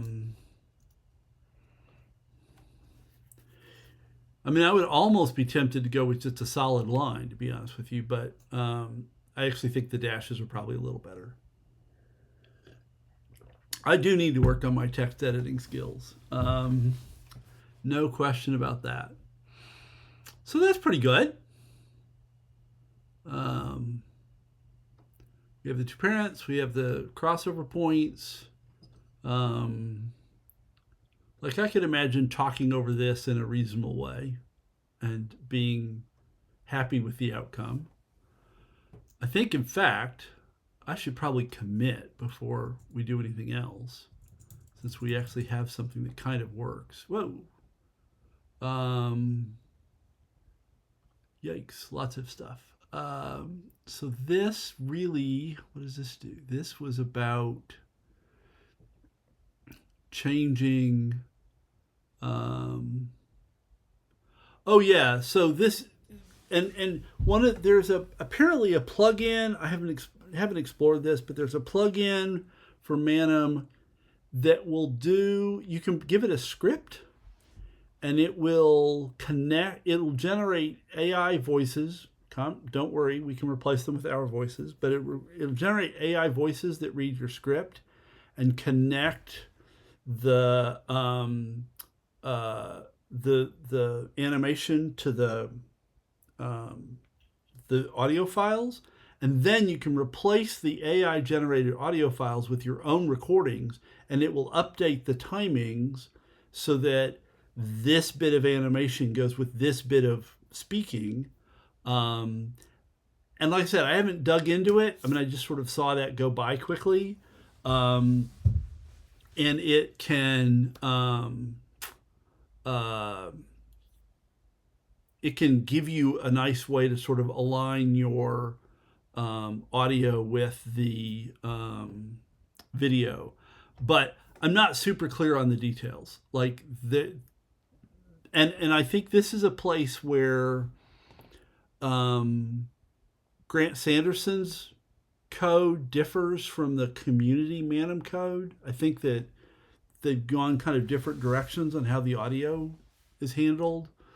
So that's a thing I'm going to have to figure out more about that I don't know that much about at the moment. But it is definitely going to have to, like, great, I made it an animation, but now what do I do with it? How do I turn that into something with audio? How do I make like a whole video out of it? Blah, blah, blah.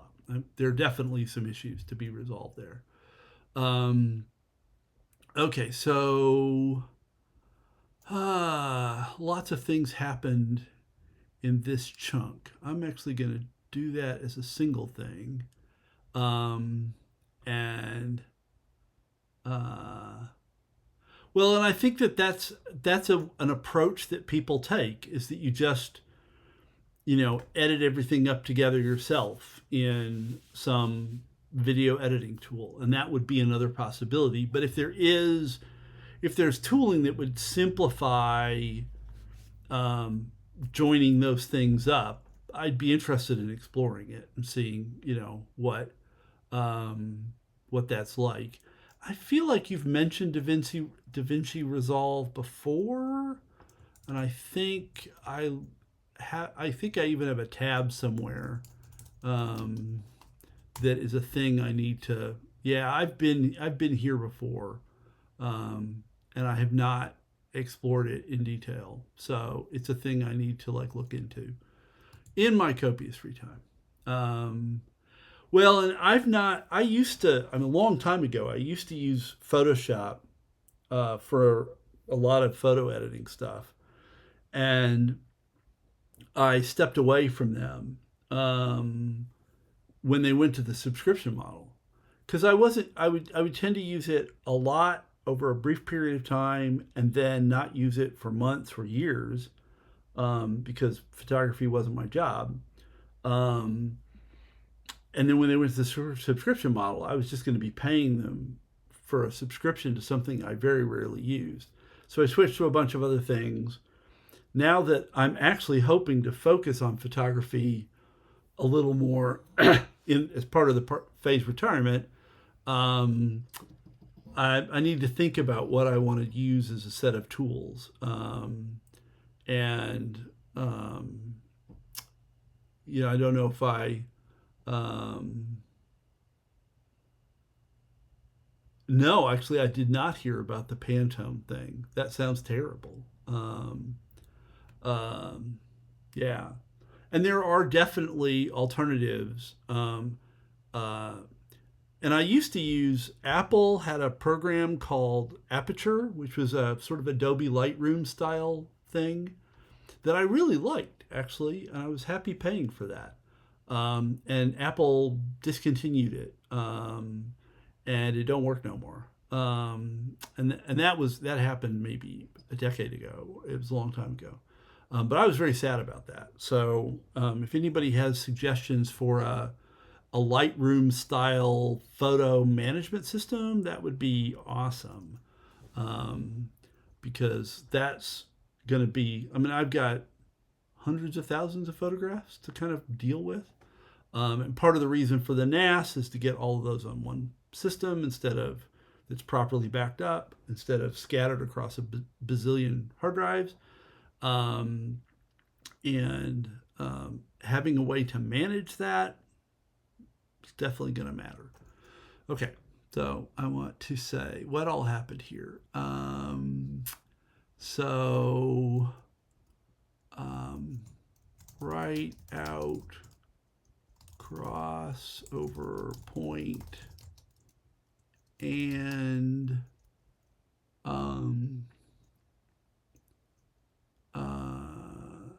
switch to dashed lines.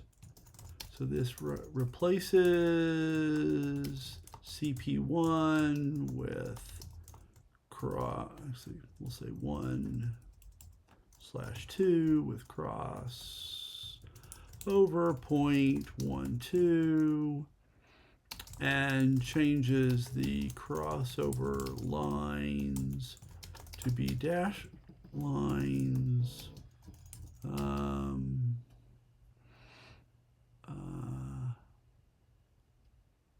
Yeah, I guess that's probably all I need to do. I should take this commented stuff out.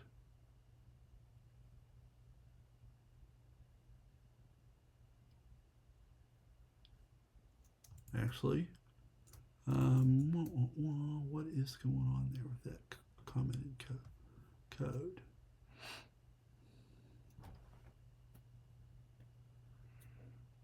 Oh, so this, I think I just copied, because I think it got this wrong, and I fixed that. And then the commented out code is just left over from up above. So I think I just want to get rid of that.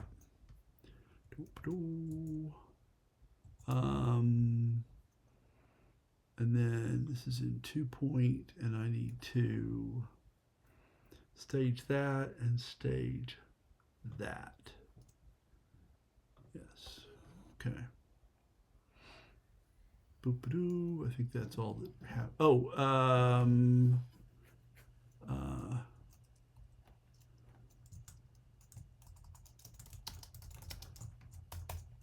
I do also want to say,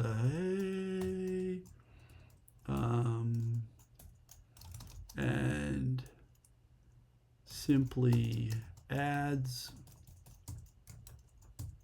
them instead of playing an animation of writing them out. Doop-a-doop-a-doop-a-doo.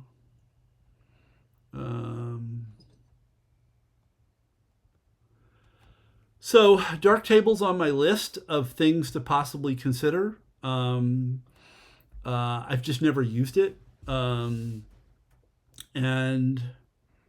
there was so Darktable's open source. There was another commercial product that was basically a light table replacement, but that you could purchase and then own instead of having the subscription model. So yeah, I've got some things to look into. Yeah, so I took 440 something pictures at the March today. Actually, I don't think Affinity makes a light table kind of replacement. Affinity makes a lot of other things, and I own a bunch of Affinity stuff. So I use them as sort of a Photoshop-ish replacement for a lot of things, as well as GIMP for some other stuff. But I don't know that they have a light table kind of replacement. I feel like the one I was thinking about was from a different company, but I'd have to look it up.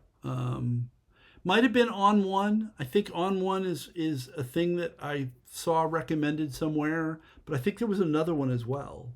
I don't remember. I've got notes. I can look them up. Okay, so what happened here? Oh, we've still got random code that ought to be deleted.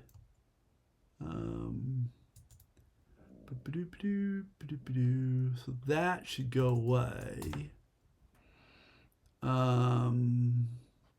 This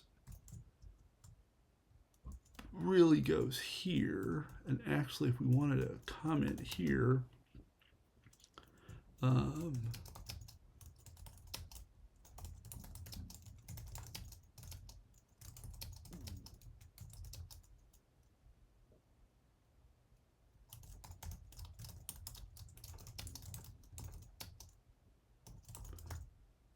so have the child square have the same color set as the parent genome. We have to set match center to true, or it will also set the child's position to match the parent, and nothing happens in the animation. Boom.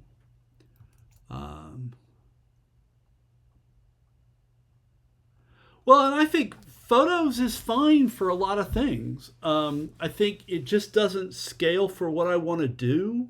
Because I want to, like, one of my goals is to probably is to create photo books. Because like I said, I've got probably hundreds of thousands of photographs that I've collected since, I started taking photographs as a kid. I don't have some of those early things, but I certainly have got an enormous set of photos upstairs, and online. And I want to be able to do things like labeling and rating and organizing, and photos really isn't going to scale for that. And I do find Obsidian to be very nice for taking notes. I've used various other tools in the past. I think Obsidian's worked very nice for me since I started using it a year-ish ago, 2 years ago, a while ago. Actually, maybe it was during sabbatical, so maybe it's a full 2 years ago. But I've been very happy with it. And yeah, so the camera on the cycling tour, that's a tricky thing, right? You can easily get a lot of weight and bulk, and also you get, if you're not careful, you get stuff that's very stealable. But I have carried many pounds of gear around on a lot of trips over the years. I mean, I've got multiple SLR setups upstairs, film and digital. Um, I find actually I mostly use my phone these days. Um, uh, so yeah, um, yeah, good cases can make a big difference. Uh, and scanning stuff. That's another issue. Is I've got a bunch of family prints that I've been tasked with scanning, so we have that issue to manage as well. And I have drawers and drawers of 35 millimeter slides that I need to figure out how to scan. And I don't know if I don't think I want to buy a scanner and do that myself. I think that makes me cry. I think that finding a good professional scanning service and sending them out. Um, yeah, good lenses are not a trivial thing. And these days, as cameras become more software and less hardware, the lenses are the one hardware piece. So investing in good glass is definitely sort of worthwhile, and can make a big difference on sort of weight and bulk, as well. And good quality zoom would, for especially for travel, would definitely be the thing to shoot for. A couple of good zooms probably give you the range that you want. Uh, um, so is V600, is that a flatbed? Um, I assume. Um, because we've got a reasonable flatbed scanner. I think for the slides, I'd rather have a dedicated slide scanner. I think I'm going to get better results. And I don't know if I want to spend the money to get my own good quality slide scanner, or whether I just pay somebody else to do it, send it off, get digital files back. I don't know. That's an unresolved question. Okay, it is after 4. Let me finish this commit message. Um, uh, so, ViewScan the software that sort of manages the scanning or processes the results? I'm not sure I know. I think I've heard of it, but ViewScan. Oh, I can't spell. Well, there we are. ViewScanner software. Okay. Um,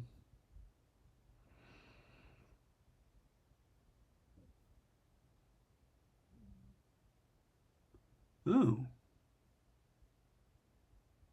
interesting. Because I definitely have a lot of film and slides. So this is actually, that's worth looking at. Um, well, thank you. All sorts of good suggestions today. Um, so that is just handling these changes. Are just getting the transformations to work.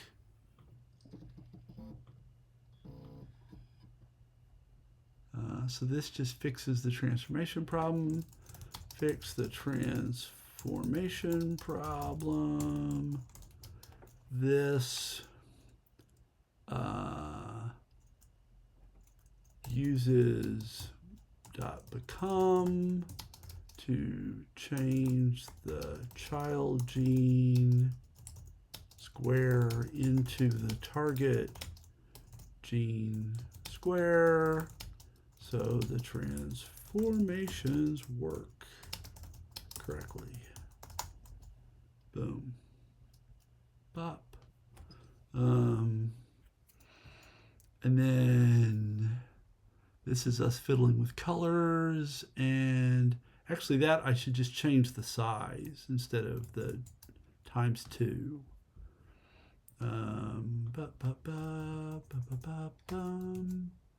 So where is the square buffer? There it is. I'll make that 0.1. Yeah, there we go. And so So this is all tuning appearance. So we'll stage the file. Tune the colors and spacing.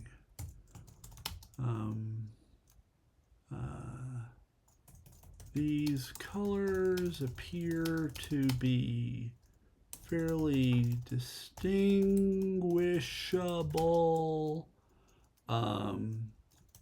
for a number of different color perception issues, at least as far as, grab that URL,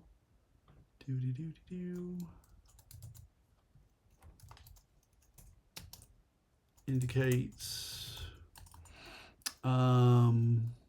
also added a little more space between the squares. Boop. And then the last one, oh, that was just our little experiment.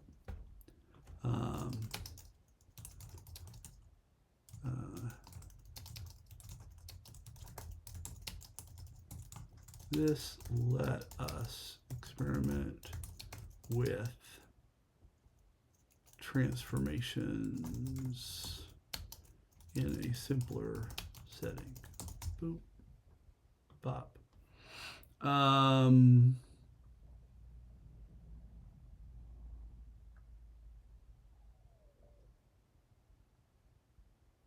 have to look at ViewScan, so thank you. China's Gilded Age. Grab China's Gilded Age.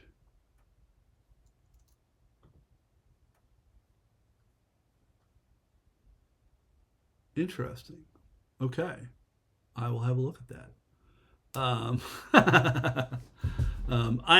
One of the things I did last week, there's a bookshelf to my left, which you can't see, that is full of our child's stuff.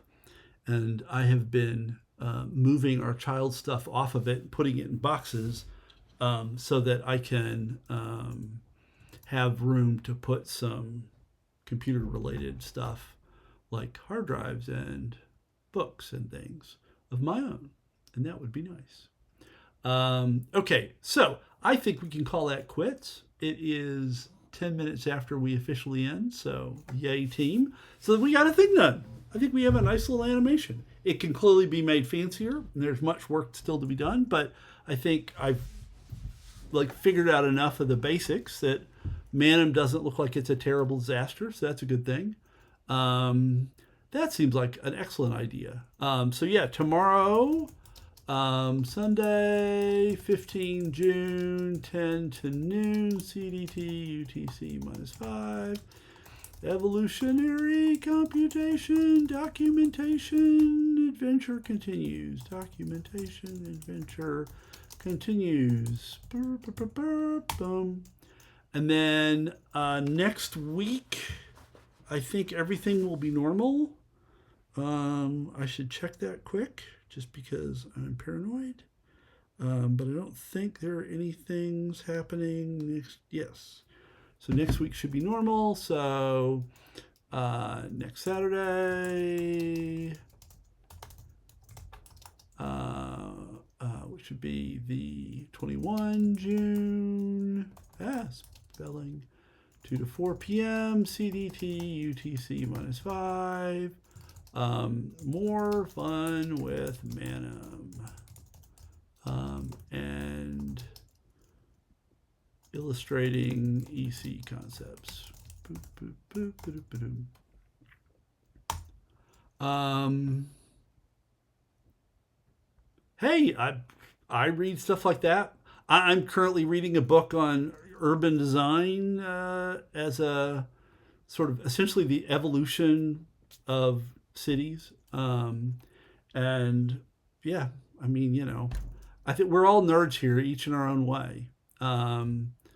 And I think we do a very bad job of a lot of urban design stuff in this country. And I would like to fix well, fix is a big word.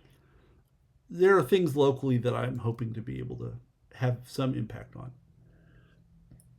So, okay, you are all awesome human beings. I will let everybody go and do whatever you're going to do. I will see you tomorrow. Thank you very much. Goodbye. Oh yeah, I watch Not Just Bikes all the time. And yeah, quite a few. What's the? There's another guy I really like a lot. I'm terrible with names. I've watched RM Transit. It's not the one I'm trying to think about.